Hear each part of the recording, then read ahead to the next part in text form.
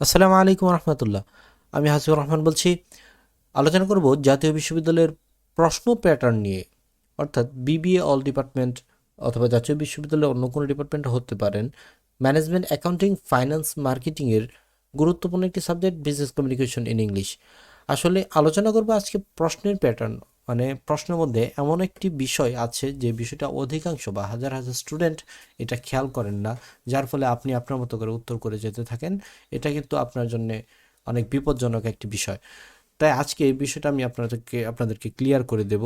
দেখেন, আপনাদের business communication in English একটি লেখা থাকে উপরে, answer the questions from each group chronologically. Chronologically বলতে বোঝায় ধারাবাহিকতাকে বা পরপর, কালানুক্রমিক বলতে পারেন আপনি। যেমন আপনাকে যদি আমি বলি মুক্তিযুদ্ধের ইতিহাস সম্বন্ধে কিছু বলো বা বাংলাদেশের ইতিহাস সম্বন্ধে কিছু বলো, হ্যাঁ, তাহলে আপনি কি বলবেন? প্রথমে বলবেন আপনি 1947-এর কথা, তারপর 1952, তারপর 1969, তারপর 1971। আপনি অবশ্যই প্রথমে 1947 বলে 1971 বলবেন না, তারপর আপনি 1969 বলে তারপর 1952 বলবেন না। আপনি একটা ধারাবাহিকতা মেনটেন করবেন, 1947-এর পরে 52, তারপর 69, তারপর 1971। এইটাই হচ্ছে ক্রনোলজিক্যালি, বুঝতে পেরেছেন? দেখেন, গ্রুপ এতে দেয়া আছে, দেখেন, আনসার টু দ্য কোশ্চেন নং 1, আপনি এটা লিখবেন। আমার মতে প্রশ্নটা শুরু করা উচিত পৃষ্ঠার মাঝখান থেকে, মানে আপনি মার্জিন করেন দুই পাশে মার্জিনের পরে মাঝ বরাবর থেকে গ্রুপ এ লিখে আনসার টু দ্য কোশ্চেন নং 1 এটা মাঝখানে লিখলে ভাসে। তারপর দেখেন আপনি কি লিখবেন, প্রথমে লিখবেন আপনি এ নাম্বার কোশ্চেনের আনসারটা পারেন, তাই আপনি এর আনসার করলেন। দেখেন তারপর এখানে কিন্তু বি নেই, আমি বি দিইনি, কারণ হচ্ছে আমি বি পারি না। তারপরে আমি কি দিলাম, সি দিয়ে দিলাম, সি পারি। ডি পারি, ডি দিয়ে দিলাম। ই পারি, ইও দিলাম।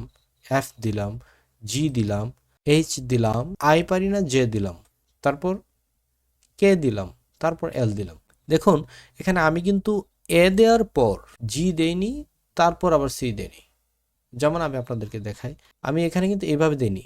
গ্রুপে আমি যে এমন করে দিতাম যে গ্রুপ এ পারি, তারপর আমার মনে হলো যে আমি জিটা অনেক ভালো পারি, এই জিটা একটু আগে দিই, এরপরে জি দিলাম।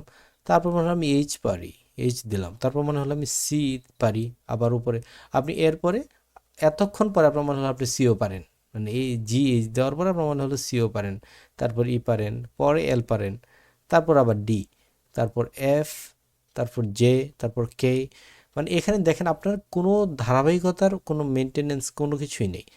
আপনার ধারাবাহিকতা যে আপনাকে আপনাকে যে উপরে বলে রেখেছে ক্রোনোলজিক্যালি লিখতে, আপনি তো ওইটা মেনটেনই করেননি। দেখেন এখানে এ লিখেছেন, তারপর জি, তারপর এইচ। এটা কোনো ধারাবাহিকতার মধ্যে পড়ে না। আপনি 1947-এর পরে 1971 দেওয়ার মতো অবস্থা করে ফেলেছেন। হ্যাঁ, এইভাবে করা যাবে না। আপনার অবশ্যই সিরিয়াল মেনটেন করতে, আপনি পারেন না বাদ দিয়ে দিবেন, তারপরে সিরিয়ালে যেটা আসবে সেটা দিবেন। আরেকটা বিষয় বলে রাখি যে আপনি যদি চান গ্রুপ এদিক সেদিক করতে পারবেন। আপনি গ্রুপ এ প্রথমে না দিয়ে যদি বি দিতে চান পারবেন, প্রথমে গ্রুপ সি এর আনসার করতে পারবেন, কোনো সমস্যা নেই। কিন্তু গ্রুপ ভিত্তিক যে প্রশ্নগুলি থাকে এগুলির মধ্যে অবশ্যই আপনাকে ধারাবাহিকতা মেনটেন করতে হবে, না হলে আপনাকে এক্সামিনার যদি চায় আপনার নাম্বার কিন্তু কেটে দিতে পারে। তো দেখেন, গ্রুপ বিতে প্রশ্ন উত্তর দিয়ে দিলাম, 3 নং দিলাম। তারপর 4 পারি না দিলাম কত, 5। 6 পারি না 7 দিলাম। 8 পারি না 9 দিলাম। কিন্তু আমি এখানে এমন করিনি, এই যে দেখেন নিচে যেমন গ্রুপ বিতে এখানে দেওয়া আছে, প্রথমে 2 দিলাম, তারপর মনে হলো আমি 7 পারি, তারপর দিয়ে দিলাম 7। তারপর মনে হলো 7-এর পরে আমি 5টা আর একটু পারি, আমি তারপর 5 দিলাম। তারপর আপনার অনেকক্ষণ পরে মনে হলো আপনি 3ও পারেন, তখন 3 দিলেন। তারপর আপনি 9 দিলেন। এটা কিন্তু সম্পূর্ণ একটা হযবরল অবস্থার মতো। টিচার বারবার আপনার প্রশ্ন খুঁজে খুঁজে বের করে আপনার খাতা দেখতে কমফোর্টেবল ফিল করবে না। সেক্ষেত্রে ওনার বিরক্তির কারণে আপনার নাম্বার কমে যেতে পারে। আপনি এটা অবশ্যই খেয়াল রাখবেন।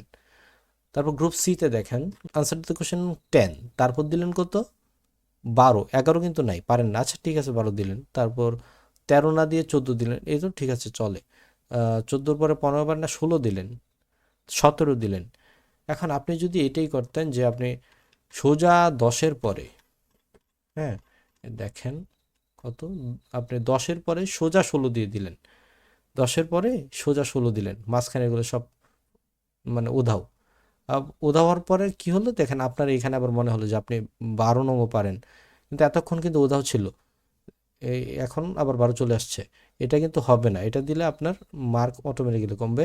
তারপর 17 মানে হলো 17 দিলেন, তারপর 14 দিলেন, মানে সেটা আর কি আপনার ইচ্ছা মতো সব কিছু হচ্ছে। আপনার ইচ্ছা মতো যেমন এখানে হবে, তখন টিচার ওনার ইচ্ছা মতো নাম্বারটা দিবে। এটা একটু খেয়াল রাখবেন। দেখেন তারপরে আমি এখানে আরেকটু কথা বলি। আনসার টু দ্য কোশ্চেন নং 10-এ আপনার এ বি দিয়েছে। এটার অর্থ হলো আপনার ব্রড কোশ্চেনগুলোতে অনেক সময় অধিকাংশ ক্ষেত্রে প্রশ্নের মধ্যে একটা ভাগ থাকে, একটা এ আর একটা বি।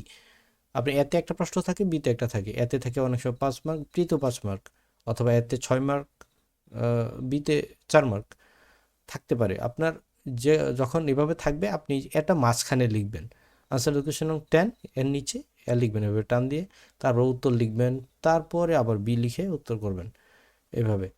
আর এটার উত্তরগুলি কিভাবে লিখবেন, কিভাবে লিখলে সর্বোচ্চ মার্ক পাওয়া যায়, সর্বোচ্চ মার্ক, এই রিলেটেড এর আগে আমি একটা ভিডিও পোস্ট করেছি।